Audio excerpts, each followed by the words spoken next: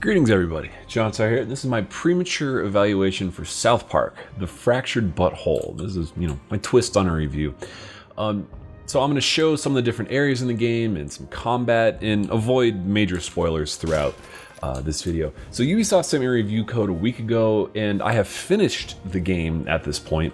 And South Park The Fractured Butthole plays like a super long episode of the show. It's very funny at moments. It's also very slow paced when walking around compared to the show. There's a lot of exploration in this game and searching for collectibles and just kind of looking at items in the environment and references to episodes and deep references to episodes and very new references to episodes like Shitty Part of Town and Soto Sopa and all that. I believe that was just the most recent completed season that all this stuff came up. Anyway, and all the little details and callbacks to for hardcore fans of the show are what really make this game amazing. But unfortunately, the Fractured Butthole is not that different from the Stick of Truth. And I absolutely loved the Stick of Truth. It was one of the best games of probably the funniest game I've played in a long time. But the biggest change is that the combat is a huge step forward for the franchise. So let's see if I can find someone to fight here. A lot of enemies have disappeared because I've finished the game at this point. But there are still some like wandering around. Oh, I know where I can find some hobos here in the park. So in the previous game, it was very JRPG, like enemies on the left, enemies on the your team on the left, enemies on the right, and you take turns, and it's still turn-based combat, but it's more of a grid system now with that, and it's very positionally based and focused. So the new kid, he's got a very limited movement range, and but I have this ability that gives me an extra turn, so I'm going to use that, get a little bit more space, and if these guys were staggered, I would be able to knock one into the other. And actually, let's just see if I can do that right now. I'm gonna flip this guy. Oh, this is gonna kill him, isn't it? And a lot of like timing-based attack and defensive challenges and stuff like that, so that there's a little bit of incentive to pay attention and get your timing right on every single attack. But the combat is a nice step forward, but that being said, it still feels very basic and pretty easy in this game. I didn't play through on the hardest difficulty. Oh, and if you saw the difficulty sliders in some of the trailers from earlier, there is a difficulty slider where you choose your skin color, but then there's also a combat difficulty chooser. So choosing your skin color to be like a black character or white or anything like that doesn't affect the combat. That apparently affects how some characters will react to you throughout the game. So let's see, that the slow... Yeah, let's kill this hobo here. And, especially compared to Mario & Rabbids Kingdom Battle, which I really enjoyed, this game feels very simple and very, very easy for the combat. Like, Mario & Rabbids was tactically a very interesting game and a challenging game, but it didn't, like,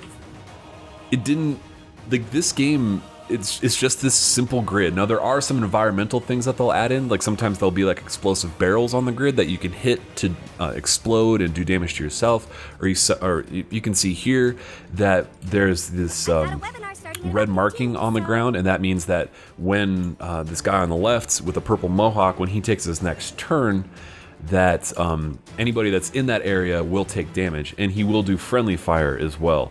So it's not really that big of a deal for the simple combats, or versus like the random enemies, but for bosses, it does end up being a very big part of the game. Oh, so that was an example of the knockback combat there. Like certain, or most people's, some people's moves will have like a knockback effect, like Token, with this Tupper Tornado. If like anybody that's around him will get knocked back, but he's not in a good enough position. You can see in the bottom left, he's number 1 ability.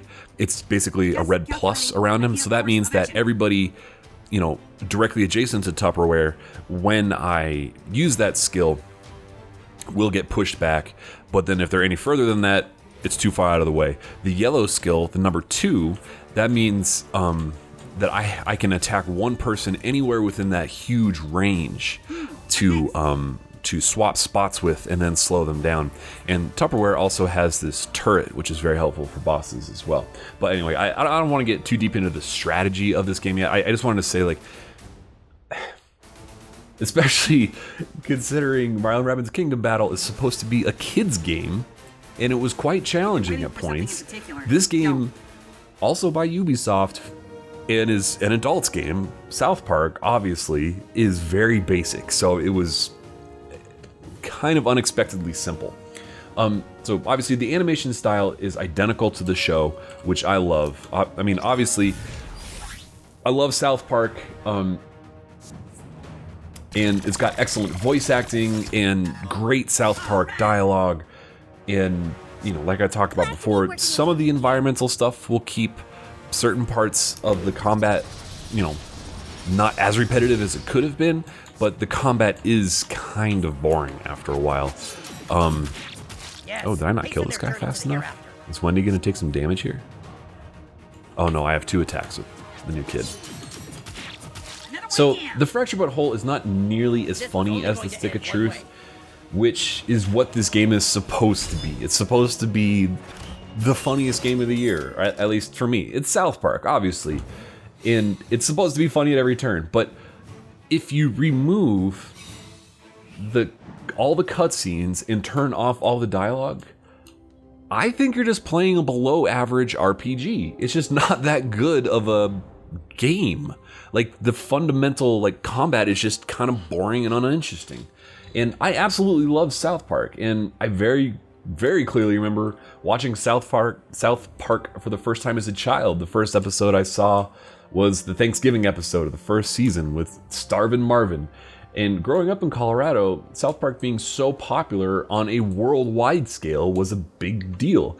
And overall, I think this game was just kind of disappointing for me. I mean, I enjoyed it, but especially if you have not played the Stick of Truth, I cannot really recommend playing this game until you've played the Stick of Truth and maybe want more South Park. So that's just because the Stick of Truth was such an amazing game and such a surprise for a franchised game that it stuck out so much, and this kind of just feels like more of the same. So I'm going to show one of the other features in this game that you'll be doing a lot. Eventually you'll unlock 4 different abilities. This kind of ass gas one, you put your ass, or you use gas to like create pressure and blow things out.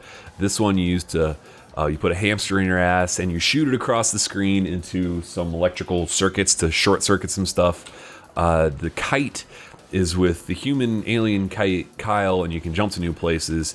And then the push is with oh god, what's the character's name? He's got diabetes and he uses his diabetic super strength to like knock over things. And all these 4 different abilities are used while wandering the world and to get to new areas. So this little pinwheel right here is where I can use the human kite's ability to jump up to a place and fart core up to a place I normally wouldn't be able to go. So this game also has a ton of collectibles.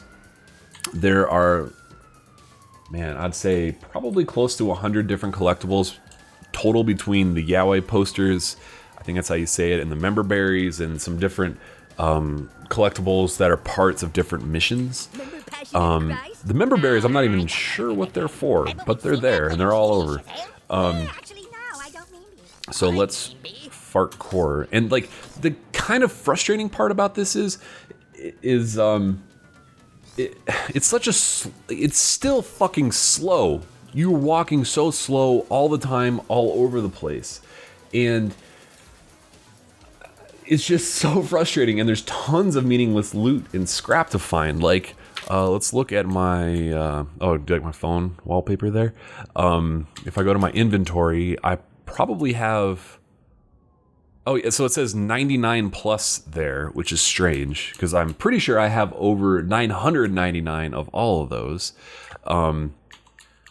And you use some of them for crafting, but the crafting stuff isn't that good. Okay, so there it says I have 999 plus of the biohazard stuff, and you can sell those things for some money, but you end up getting much more money than you really need. And, you know, just like, because of how, maybe it's because of my expectations that there were missable items in the South Park The Stick of Truth. I spent an enormous amount of time searching and researching over and over every time I would unlock one of these new abilities, which you start with none of these at the beginning of the game, and after every day in the game is basically a new chapter, and you can't go back and you get one of these new abilities. I would research the whole world over and over again just to make sure that I didn't miss something important. But in fact, you cannot miss anything in this game. So if you do pick this up, maybe that would have changed my experience with this game if I knew that you couldn't miss anything. But there's just so many things that are just so slow about this game that it just gets frustrating, between the walk speed and the silly animations that I've done hundreds of times at this point. Like this fart core, like calling Kyle in and having him come down, or the Captain Diabetes thing. It's just always so slow. Like, and the fast travel even is kind of shitty in this game. There are fast travel points where Jimmy will, these flags, Jimmy can transport you from one to the other, but they're so few and far between that it takes a while to even get to one of them sometimes, depending on where you are in the map. And there, you can't just instantly fast travel from wherever you are to get somewhere else. So I'm gonna fart core over to the roof of this other building, and this is like, God, the farts are pretty funny in this game, though. I did not get tired of how many farts are in this game. And, you know, if you've ever played XCOM, you probably installed the Quit Wasting My Time mod, which would be really nice if there was something like that for this game, because just to speed up animations. There's no fast forwarding through enemies' turns, which is in what's Mario and Rabbids Kingdom Battle. I mean, it's just a ton of little things like that. It just gets very slow when you're exploring over and over again and trying to find items. Also, like, there's no, when you're walking around, there's no names in front of the houses. You end up having to go into the map every time to look at the names. Also, a big part of this game, similar to the last game, is taking selfies with all the different characters. And there are some skills that will rank, or that'll scale your damage based on how many selfies you've taken. So it's actually worthwhile to try to take selfies with people.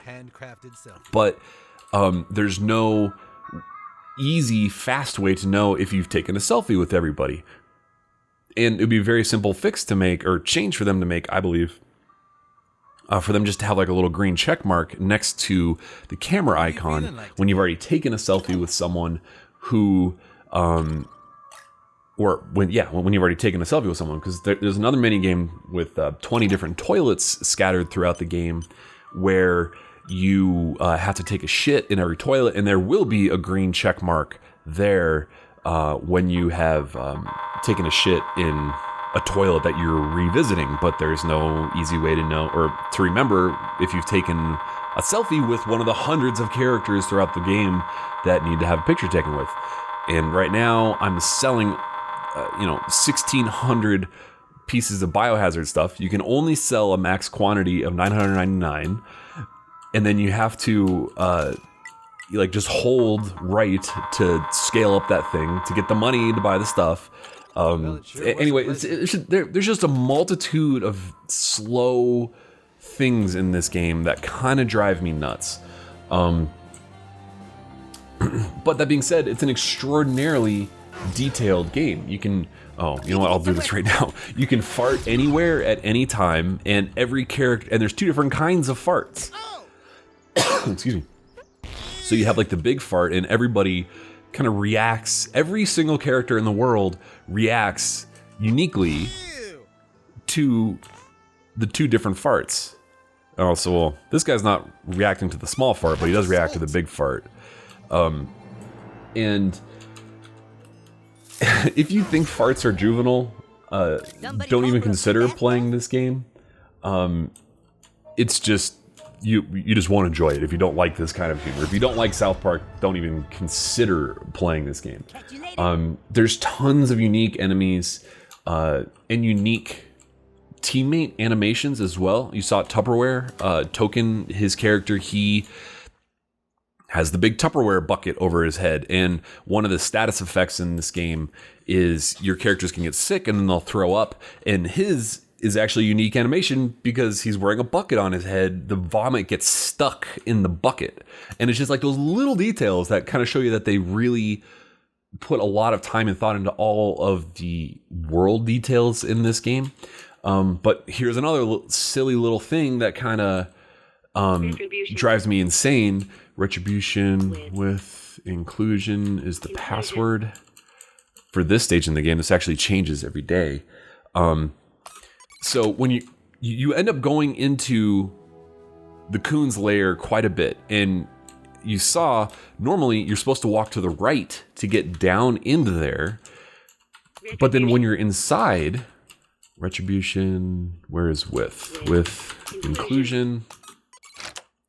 If you hold right, you walk right back outside. So there's multiple times where I would load into here and then go back outside accidentally and quickly, and then have to retype in that stupid password over and over again. So it's just like, so the world is detailed and the characters are detailed and the animations are detailed, but the gameplay itself feels like it needs a serious like speed up. It's just very frustrating at times.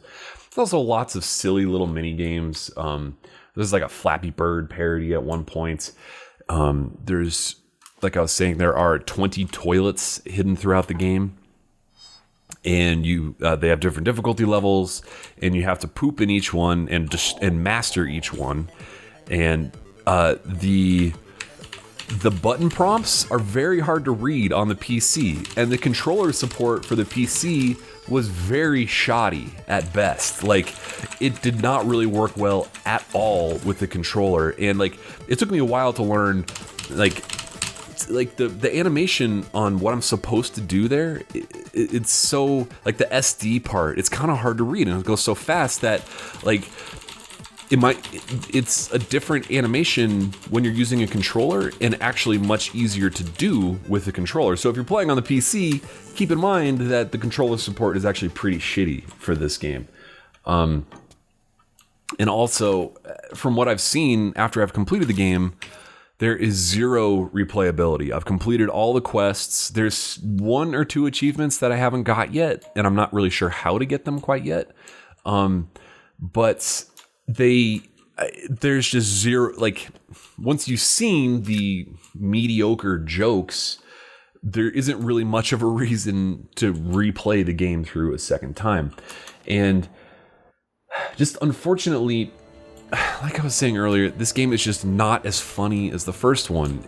I mean, it's still funny. It's just like there are episodes of the show that are funnier than others. And this is a not that funny episode of the show. Like, South Park: The Stick of Truth was unbelievably great, and there were 2 sequences in that game that I will never forget, and I'm sure many more that I will remember if I went through and played that I enjoyed. But the sequence where you turn into an underpants gnome helper, and then you're walking around your parents' bedroom while they're having sex, and you get smacked by your dad's ball sack. That was one of the funniest things I've ever seen in any game ever, if not the funniest. And then the abortion scene as well was just unbelievable. And there's nothing in this game, for me, that really compares to that level of brilliance in the stick compared to the Stick of Truth. So it's good, but it's not great. I want to show off some of the costumes. Like, there's a ton of customization, tons of costumes to find, all purely cosmetic. let's see, a couple that you unlock. Like right now I'm wearing the assassin suit from Assassin's Creed. They do poke fun at a couple other Ubisoft titles as well. Like then early on in the game, they make a joke about a kid playing VR to go play Star Trek Bridge Crew, like silly things like that. These are the a great collectible in the game. Oh wait, no, I didn't want to go to wallpaper. I wanted to go to photo gallery. There's 40 different yaoi posters hidden throughout the game that are just, I mean, a great episode of South Park, but it gets kind of repetitive after a while. So anyway, I've said my piece. I enjoyed the game, didn't love the game. This is not a must-buy. If you're a huge South Park fan, you're probably gonna go out and buy it anyway, and you'll probably enjoy it, but it's not like, oh my god, a groundbreaking game in the way that the Stick of Truth was truly groundbreaking. I guess I was expecting maybe a different, like not to be in South Park with the exact same layout, you know, of the houses and all that kind of stuff as the last game, and then Canada way up here. Oh, by the way, it looks like Canada is going to be a DLC for the game. Because you get up there and it's just, oh, the fucking Canada section of the Stick of Truth was an absolutely amazing part. And then you get to Canada here and it's just a giant wall with a Canadian asshole standing on the top of it making fun of you saying, oh, nope, you can't come in here. No way, no how. Maybe for DLC. He literally says maybe for DLC will be Canada. And the Canada retro RPG part of Stick of Truth was incredible as well. Anyway, I think I've said enough. I have put together quite a few collectible guides already for this game because they are very well hidden and there's a ton of them. But remember, you can't miss any of them in this game. So don't stress yourself out by searching every nook and cranny after every day in the game. So anyway, hope you enjoyed this review and hope I made your decision making a little bit easier for picking up South Park: The Fractured But Whole. Thanks for watching and game on.